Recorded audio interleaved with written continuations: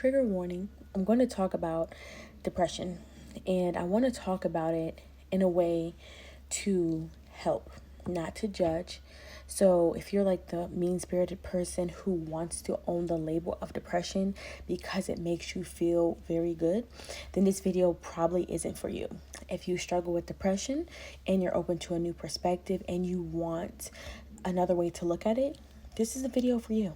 And if you have been following me for some time, you know I love to talk about emotions, and I like to tell you how your emotions can ultimately manifest into physical ailments, disease, chronic pain, illness, all of that. So this is why I'm addressing depression. And by the end of this video, if I can make it, I will tell you what depression does to your body, based on The Secret Language of the Body by Ina Segal. But first, I'm just going to talk to you about it and just give you some perspective. I always encourage you to write notes or save the video so you can go back over it and allow it to really start penetrating your mind and have you think. And, I always like to give you guys some questions at some point in the video so that you can address your storyline, question your beliefs about depression or really any of your emotions. And this is the first step to empowerment and changing the narrative of your life. So I will say this with confidence that all of us, and you may be one in a million, so you may be the phenomenon that struggle with depression and for an extended period of time. We don't always like to all talk about it. We feel ashamed. We feel judged. We try to breeze past it, but reality is what it is. And I say this because a lot of us, if not all of us, grew up not knowing what to do with our emotions. And I just had this conversation with somebody the other day.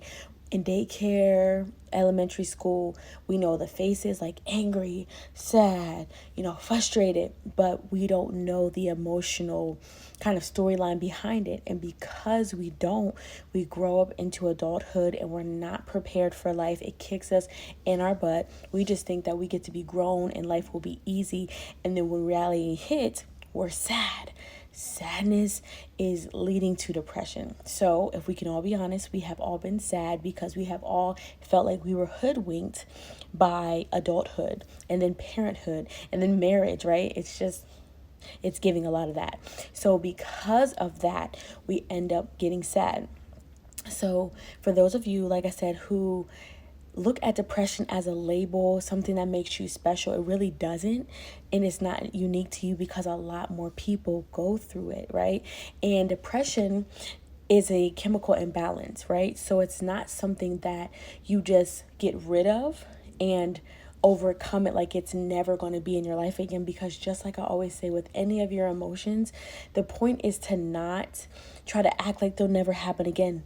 They're part of the human experience. The point is to be able to get it to a place that you can address it, figure out when you stopped feeling joy and became sad beyond what I said before, because even though you weren't prepared for life, most likely, you'll be able to start managing life and then you'll be able to function, but then you can still get sad again. So when these periods or bouts of depression come, the point is getting to understand what took your joy away, what is causing this specific wave of depression.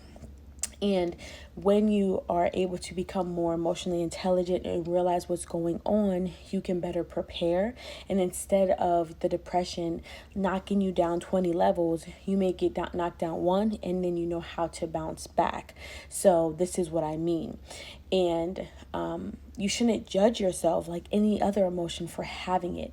The point is that you have it, and how do you deal with it, and how do you work through it? Now, some people may have to go get some type of medication, and you can do this whether you go to your doctor and they give you like a pharmaceutical.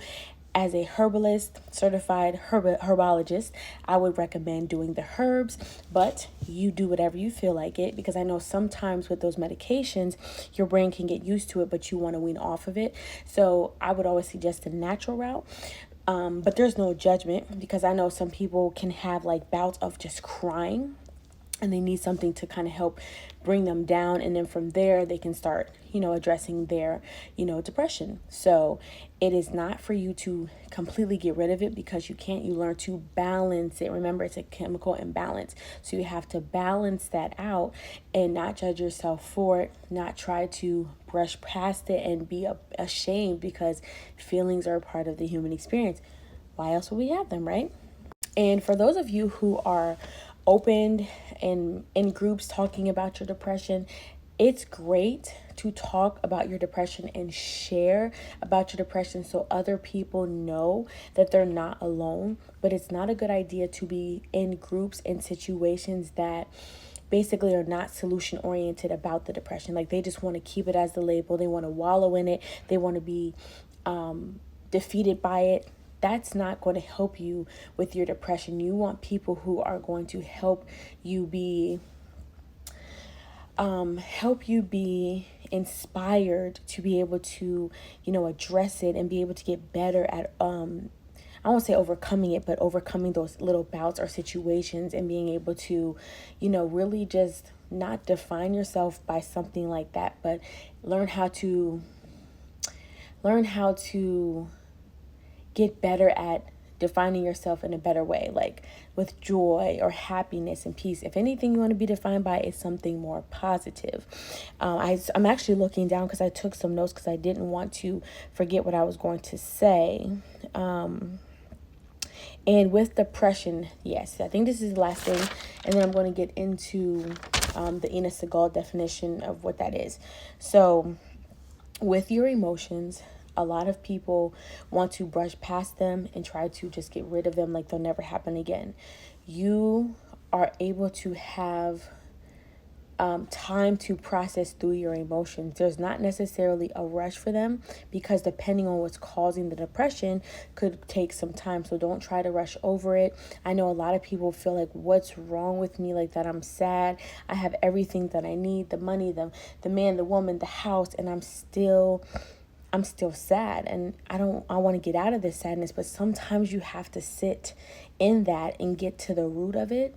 And usually to get to the root of it is to take quiet time and think about, I like to say this term, like, when did you stop dancing? When did you stop, singing? When did you stop? And this is kind of metaphorical. Like, when did you stop being who you were? And when in quiet time, you can start thinking about, wow, I remember when I used to ...